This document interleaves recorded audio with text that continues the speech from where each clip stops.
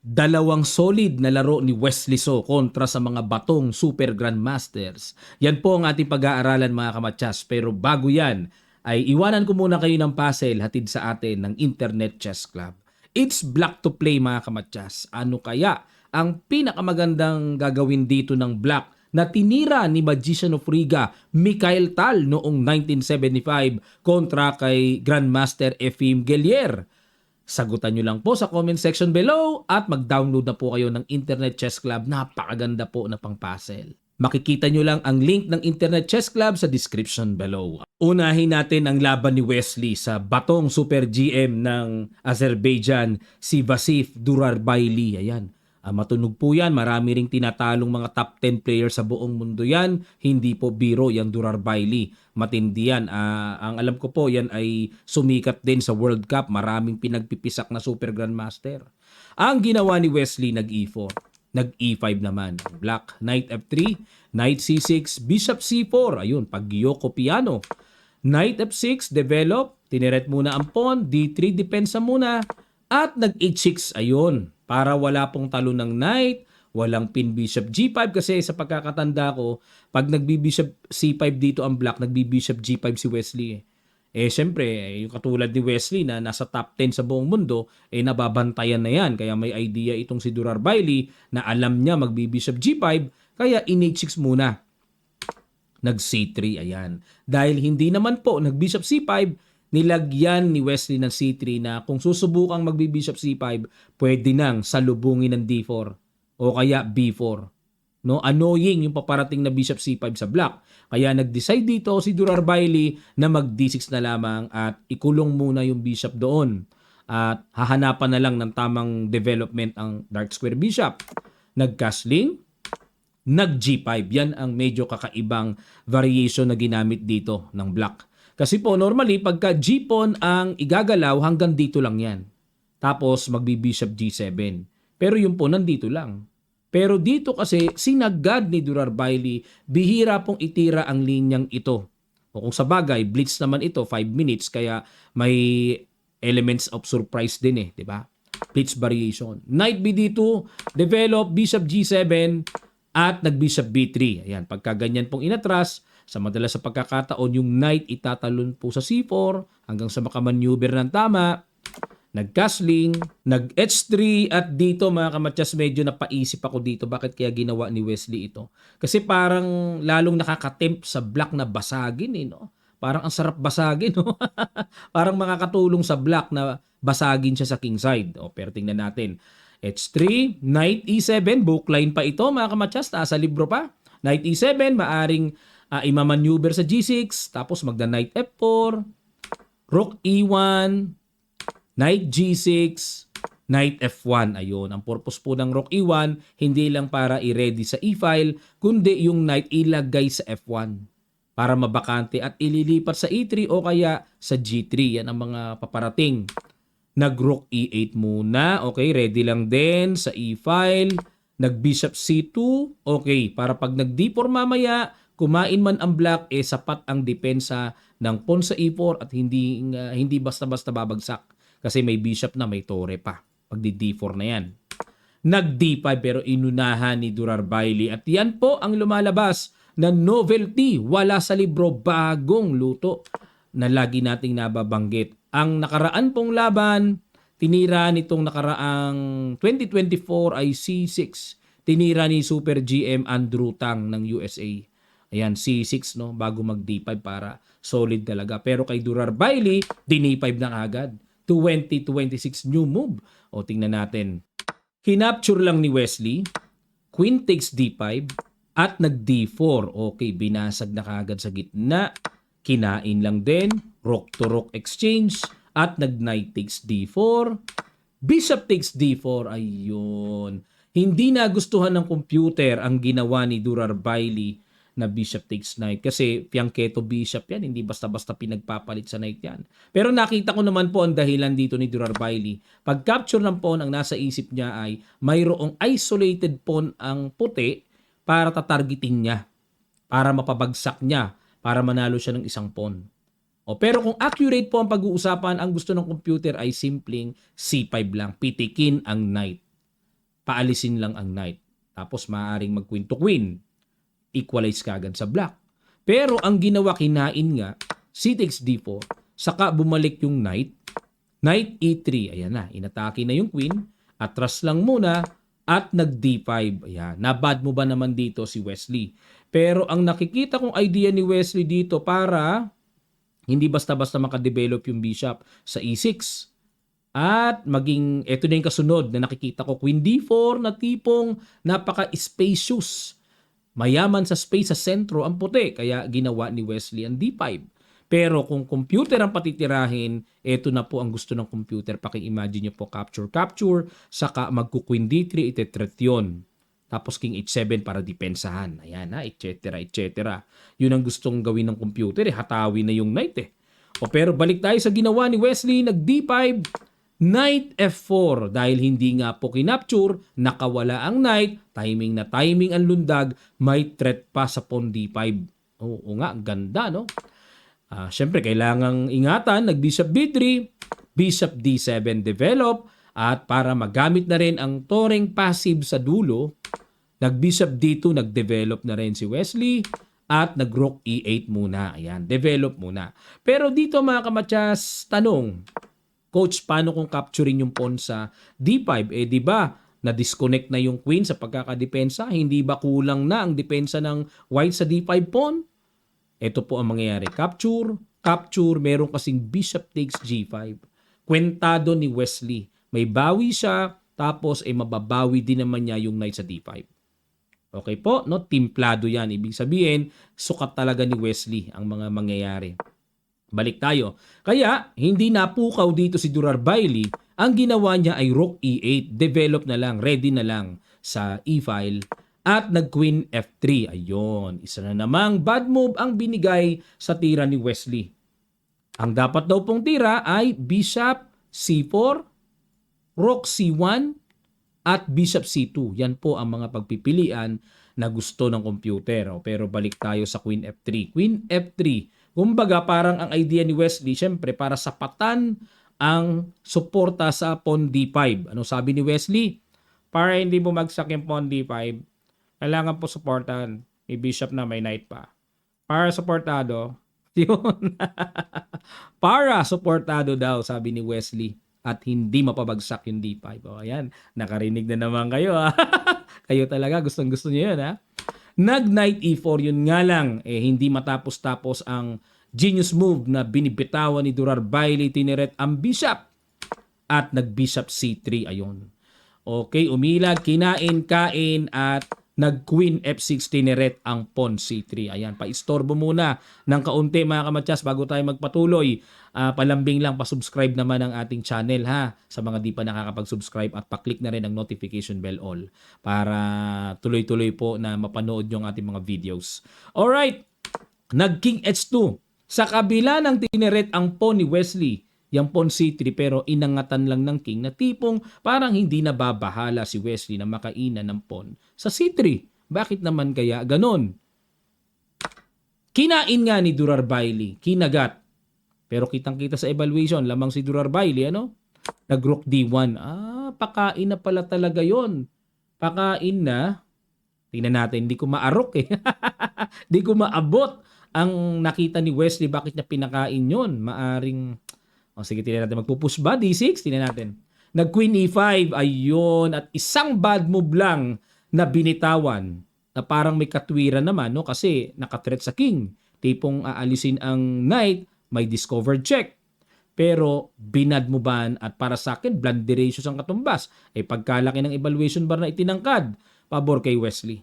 Dapat daw po ang tira dito is queen b2. Ayun, no? Pa-plessing lang, o kaya queen g7, o kaya c6.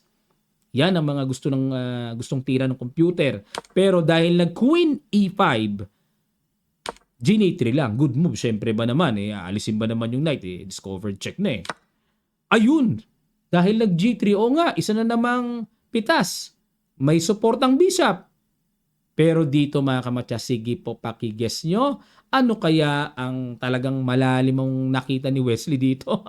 Siya lang nakakita, di ko maramdaman, di ko makita eh. Ano kaya sa palagay nyo, ramdamin nyo lang, anong napakagandang tirang ginawa ni Wes dito at talagang totoong lamang siya sa evaluation bar. Sa ilang sandali lang, tutuloy kagad natin. Start!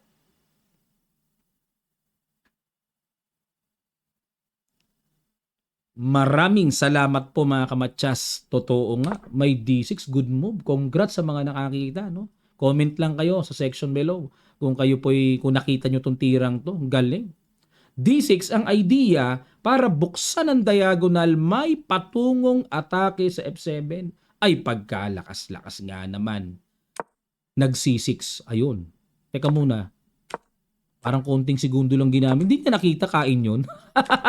Parang hindi niya napansin, ano? Teka muna mga kamatsas, kasi para sa akin vital ito eh. Halimbawa kung ito gawin, depensahan natin ha, kakatakot eh, kakainin na yun, wait, check pa eh. 'Di ba? O rook F8, depensahan. Pagpalagay ng makita, kakainin yun. Okay? Pagkain, o di, pagpalagay natin, sige, kainin, kasi parang delikado yung pawn dun eh. May knight t5, ayun, magkakasunod-sunod. Na dito ang realization mga kamatyas, yung knight sa h3, oo nga, nakakain nga ng nakakain, pero parang misplace eh. Parang nasa gilid na walang gamit, di naman makabalik. 'Di ba? O yan, naka-threat pa yung queen, no? O halimbawa, balik natin, queen e5, may knight f6 na. Check, tangay ang bishop. Pag nakain yun, double pa pala. O yan, may mga ganyan, ano? O sige po, balik tayo mga kamatyas, ano? Dito sa d6. Pero ang ginawa dito, nag-decide si Durar Bailey, ipakain yung f7, c6, kinain ni Wesley ng bishop. Ine-expect ko queen eh, sabay kain yun eh. Pero tingnan natin, no? Halos hindi naman nabago yung evaluation. Check king g7, kinain, ganun na lang, pinagtsagaan na lang, ano? Queen takes. Siyempre, kung kung bishop po ang pangka-capture, kakainin lang yung maiiwang knight sa h3. At nag-knight f5 check, ayun na. Ayun na, nag-king g6. Kasi po, kung kakainin, imagine niyo po, paano yung knight? Kaawa-awang iiyak ng iiyak yan dyan na walang kalaban-laban. Long lights, kulong eh. O kaya nag-king g6, para kainin man yung knight, may bawi.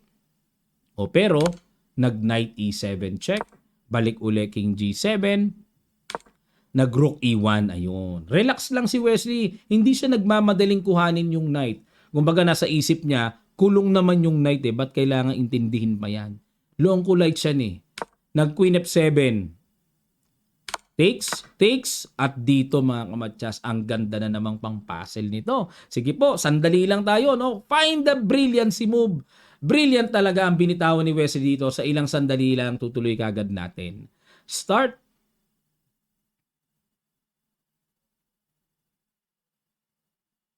Maraming salamat po mga kamatsas, no? Grabe to ka brilliancy price move. Boom! Knight takes c6. May kain na pala. Oo nga, no? Pag kinain ng bishop, makukuha yung knight.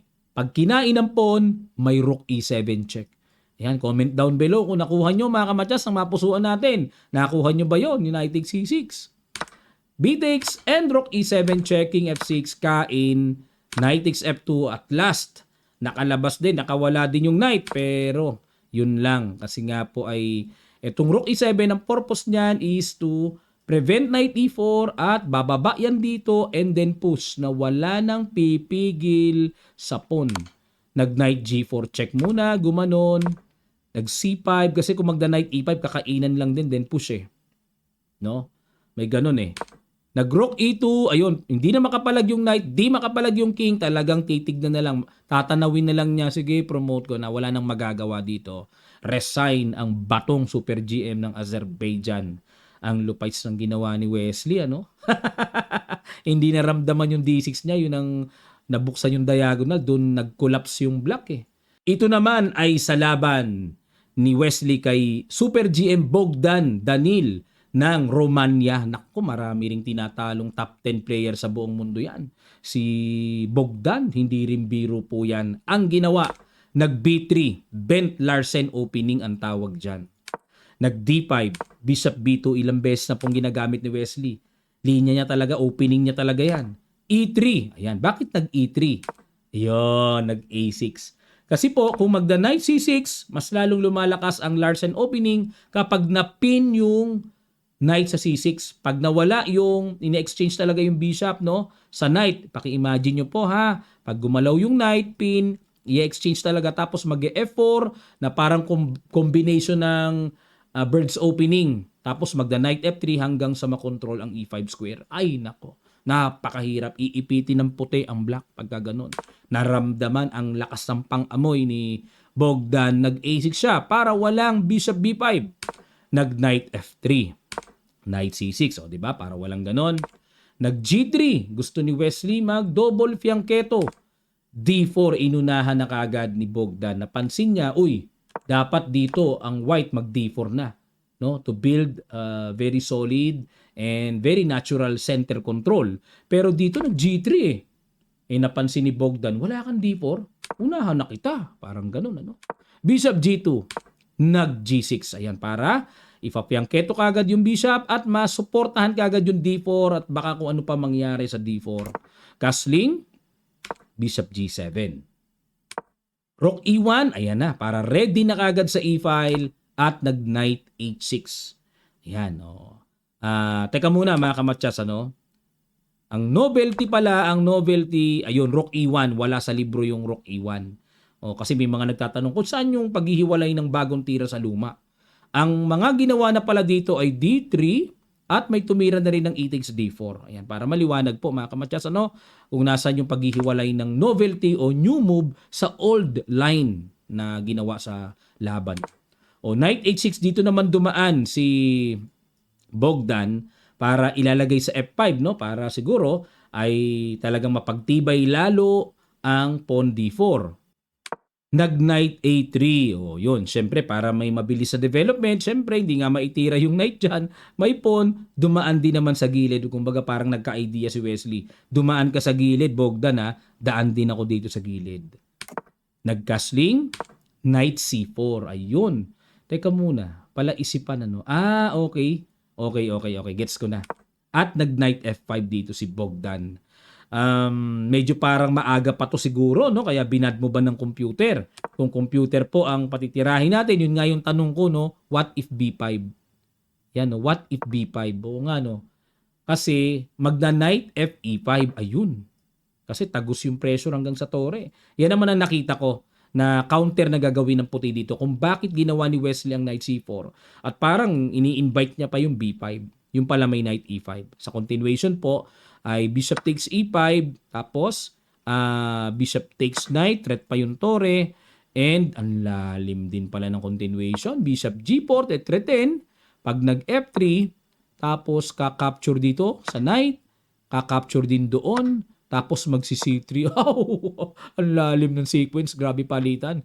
Kakainin yun, tinan nyo naman, oh, grabe. Dito, pagka lito-lito ka talaga sa sequence pagka di ka alisto eh. Kain yun, tapos kakain dito, tapos sa bishop C1 and then F5. Yan. Na dito, kung titignan nyo evaluation bar, halos equal.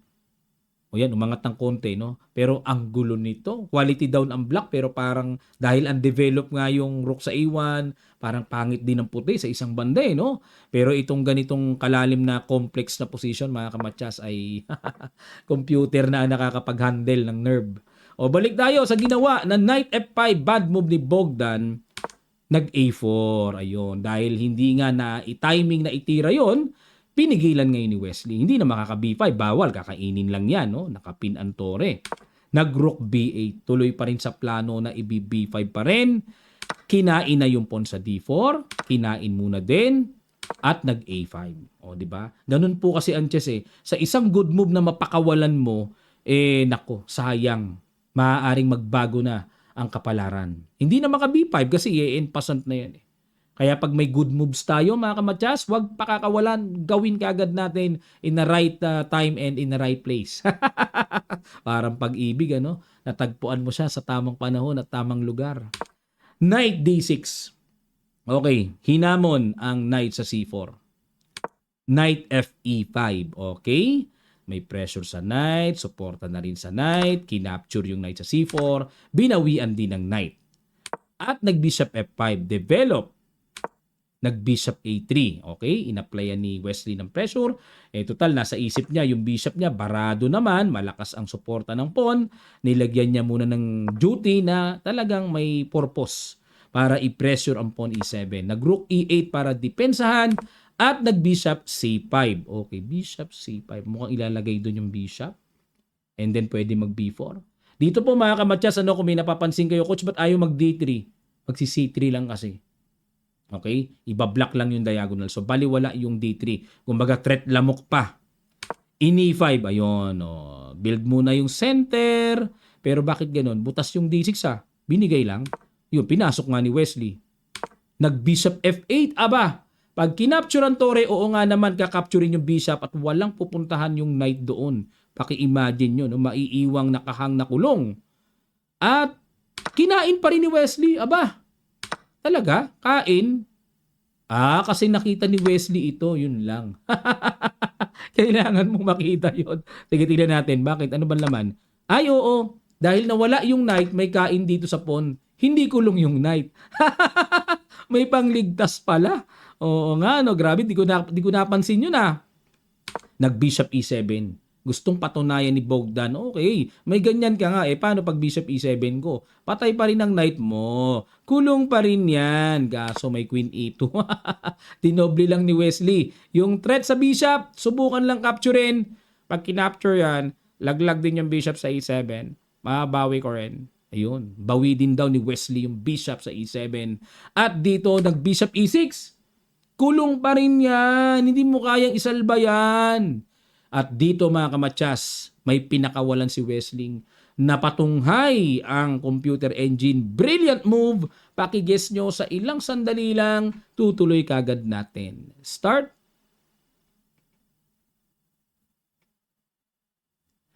Maraming salamat po mga kamatyas. Boom! Rook takes bishop.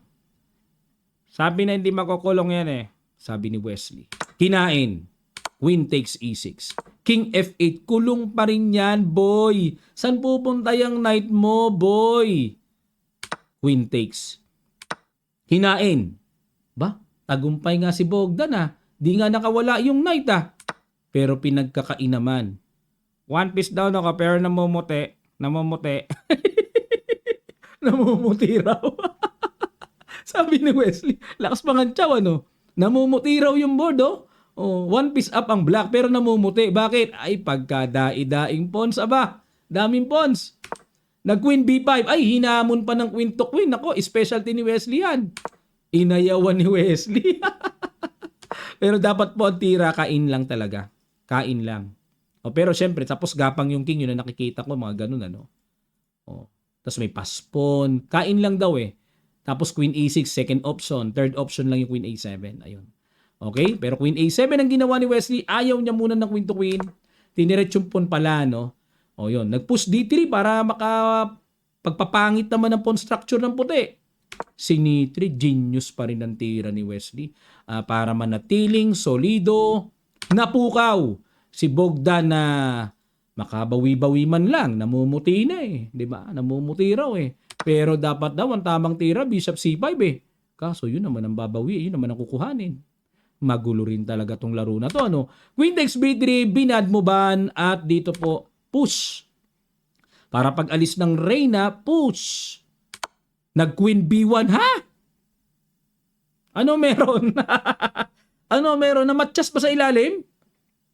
Kinain lang. Resign. Aray ko! Bakit ganun? Kasi kung kakainin lang mga kamatyas, angat lang Wala nang kasunod, may pass pawn pa Bakit wala ba ibang tira? Ba't kailangan mag-queen B1 check? Talong-talo na ba? Grabe naman yun. One piece down pero walang magawa, Halimbawa, tira lang tayo mga kamatyas, H5. Bago tayo magtapos, try muna natin yung ganun. O paano sige nga? O queen, H4, A7. Gaganon. Siyempre, di ba? Ay, may ganun. Oo nga pala. Wala na rin pala, mga kamatyas. Wala rin talaga. Ano pang depensa sa tore? Ang layo ng queen. Magpo-promote na. Liban na lang kung kainin. Check dito. Wala. Isang angat lang. Wala na Walang continuation na panggugulo ang gagawin ng black Ayan po ang dalawang batong solid Super Grandmasters na tinibag ni Wesley na talagang grabe ang ganda ng mga na binitawan ni Wesley ano. Sana ganyan lagi ang laro niya against MBL, kay Magnus Carlsen. No? Ayan, nakakatuwa po kasi syempre fan ako ni Wesley kaya natutuwa ako pag nananalo siya Sana po natuto kayo mga kamatyas at kung kayo po ay fan ni Wesley, lapag nyo lang ang inyong mga comment section, ang inyong mga comments sa comment section ha. Mag-share po kayo ng inyong thoughts, ano yung natutunan nyo sa video na ito. Malaking bagay po ang inyong mga comments and pag-heart. Maraming salamat at magkita-kita pa tayo ulit sa mga susunod pang chess updates.